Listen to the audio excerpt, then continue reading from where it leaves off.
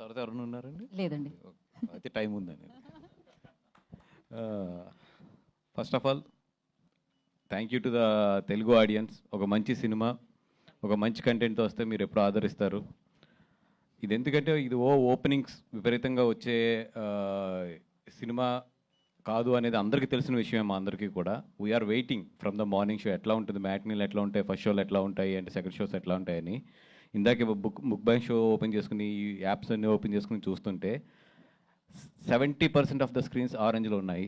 Thank you so much for Telugu audience.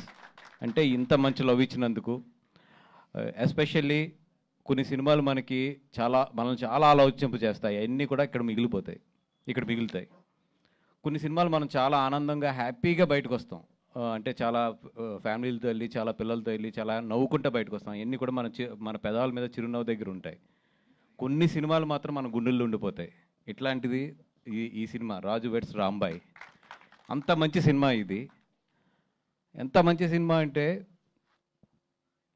Any failure love stories. అంటే ఒక అమ్మాయి especially ఈ సినిమా, మీరు చాలామంది అమ్మాయిలు చాలామంది అబ్బాయిలను ప్రేమించుంటారు. మీరు ఇంట్లో చెప్పకుండా ఉండొచ్చు, లేదంటే మీ మనసులోనే పెట్టుకుని ఉండిపోయి ఇంకొకరిని పెళ్లి చేసుకోవచ్చు. మీరు అందరూ మాత్రం ఈ సినిమా చూస్తున్నప్పుడు మాత్రం మీ స్ట్రగుల్ కనబడుతుంది.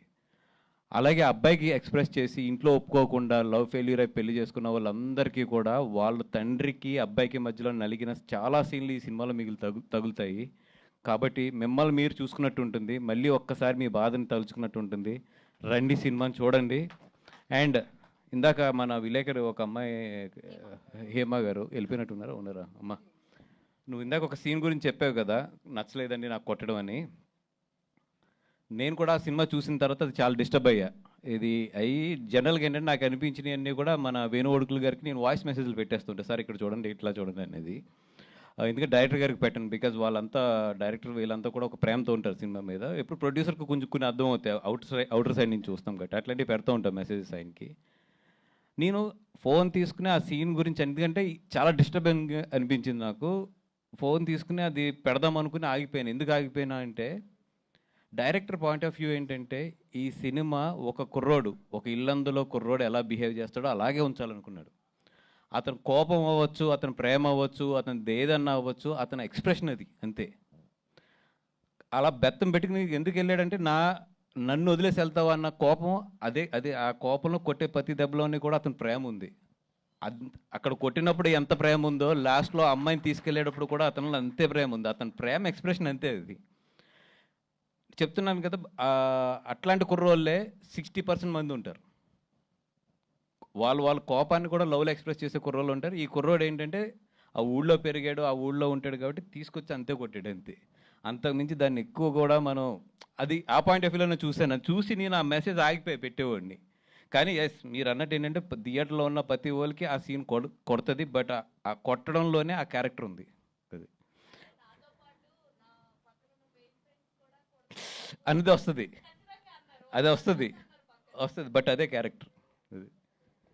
అది అక్కడ డైరెక్టర్ని కనుక మనం అర్థం చేసుకోలేదంటే నాకు తెలుసు అది చాలా సినిమాల్లో ఎడిటింగ్ రూమ్లో అది ఎగిరిపోతుంది సీన్ అది. బట్ నిజంగా ఆ సీన్ ఉంచారంటే అది greatness of ETV win and editor and దాన్ని యాక్సెప్ట్ చేసిన ఈరోజు జనాలు.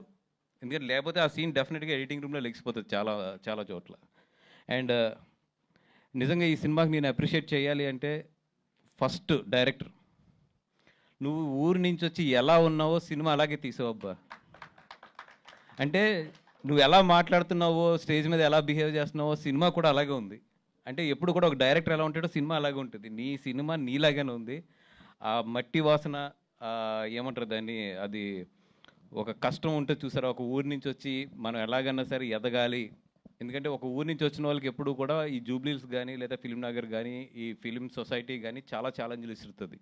ఎందుకంటే బాగా చదువుకుని బాగా మంచి ప్రజెంటేషన్ ఇవ్వగలిగి, లేదంటే ఒక మంచి అపిరెన్స్ ఇవ్వగలిగి, ఇవన్నిటిలో కాన్ఫిడెన్స్ ఉన్న వాళ్ళు వేరే ఉంటారు. ఒక ఊరి నుంచి ఒక కథ తెచ్చుకుని దాన్ని స్క్రీన్ మీదకి తీసుకురావాలి అనే కష్టం ఎలా ఉంటుందో నాకు తెలిసింది. ఎందుకంటే అసలు ఫస్ట్ వాళ్ళు మనం వాల్యూ ఇవ్వరు. ఇలాంటి దాంట్లోంచి వచ్చి ఆ కుర్రోడు ఇలాంటి సినిమా తీసాడంటే నిజంగా ఆ కుర్రోడిని యాక్సెప్ట్ చేసిన వాళ్ళు ఫస్ట్ ఈటీవీ విన్ కానీ, మా వేణు అన్నన్ కానీ, రాహుల్ గారిని కానీ, వీళ్ళందరినీ కూడా నిజంగా నేను అప్రిషియేట్ చేయాలి. ఎందుకంటే మీలాంటి వాళ్ళు ఉండటం వల్ల అలాంటి ఊరి నుంచి వచ్చిన వాళ్ళు ఇలాంటి సినిమా తీయగలిగారన్న. Thank you so much for encouraging talent. And stars Friday, this Friday is yours and this Friday is yours. And Chaitanya garu, this Friday is yours. And of course మీరు కూడా ఫస్ట్ టైం కదా నాగేశ్వర గారు ఈ సినిమా. సో ఈ Friday మీ నలుగురిది, ఇంకా మీ అందరూ అంటే ఏదో ఒక సినిమా ఎక్కడొక్కడ చేస్తున్నాం. ఈ ఫ్రైడే మాత్రం మీ నలుగురిది. అండ్ సురేష్ గారు, మీరైతే ప్రాణం పోస్తారు సార్ ఆర్ఆర్లోని. ఎందుకంటే ఈ సినిమా నేను 2 నెలలు ముందు చూసిన సినిమా, ఈ సినిమా చాలా డిఫరెన్స్ ఉంది. అండ్ నిజంగా అయితే ప్రాణం పోస్తారు ఆర్ఆర్తోని. అండ్ రియలీ ఆ సాంగ్ అయితే నేను ఫస్ట్ నుంచి ఆ సాంగ్ మీద నమ్మకంగా ఉన్నాను. చాలామంది దగ్గర కూడా ఆ సాంగ్ గురించి చెప్పాను. అండ్ ఆ సాంగ్ అయితే కుమ్ముతుంది. And super sir. Chaitanya garu, మీ గురించి నేను ఏదైతే చెప్పానో అది మాత్రం ఈరోజు ప్రూవ్ అయిందండి. అది మాత్రం ఐఎమ్ సో హ్యాపీ. నా జడ్జిమెంట్ ఇంకా పోలేదు, తప్పలేదు అనేది. అండ్ ఎస్పెషల్లీ ఈరోజు వేరే ఒక ఇంపార్టెంట్ పర్సన్స్ ఎవరు అంటే సాయి అండ్ నితిన్ గారు. అయ్యో అంటే ఒక కొత్త డైరెక్టర్ని కానీ ఒక కొత్త కథని కానీ జడ్జ్ చేయాలంటే ఎంత కష్టమో నాకు తెలుసు. ఎందుకంటే నియర్లీ నేను 4 to 5 కొత్త డైరెక్టర్లను లాంచ్ చేశాను. అండ్ లాంచ్ చేసాం మా సంస్థ నుంచి. అండ్ అది ఎంత కష్టమో, ఎన్ని కష్టాలు ఉంటాయో తెలుసు. అట్లాంటిది కొత్త డైరెక్టర్ని పట్టుకుని కంటిన్యూషన్గా హిట్ కొడుతున్నారు వీళ్ళిద్దరూని. నిజంగా అంటే వీళ్ళిద్దరూ నమ్మే విధానం, వీళ్ళిద్దరిని బాపినీడి గారు నమ్మిన విధానం నిజంగా హ్యాట్స్ ఆఫ్.